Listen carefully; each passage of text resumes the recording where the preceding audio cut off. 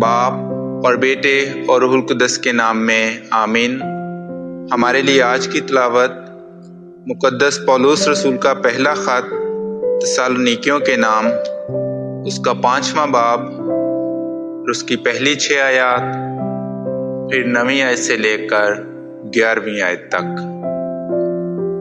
مگر اے بھائیو، تم اس کے محتاج نہیں کہ وقتوں اور زمانوں کی بابت تمہیں لکھا جائے، اس واسطے کہ تم آپ خوب جانتے ہو کہ جس طرح رات کو چور آتا ہے، اسی طرح خداوند کا دن آنے والا ہے، جس وقت لوگ کہتے ہوں گے کہ سلامتی اور امن ہے، تب جس طرح حاملہ کو درد لگتے ہیں، ان پر ناگہاں ہلاکت آئے گی اور وہ ہرگز نہ بچیں گے۔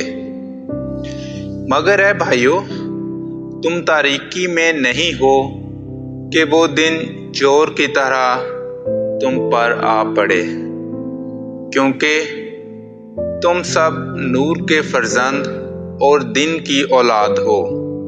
ہم نہ رات کے ہیں نہ تاریکی کے، بس ہم اوروں کی طرح سو نہ رہیں بلکہ جاگتے اور ہوشیار رہیں، کیونکہ خداوند نے ہمیں غضب کے لیے نہیں بلکہ اس لیے مقرر کیا کہ ہم اپنے خداوند یسوع مسیح کے وسیلہ سے نجات حاصل کریں۔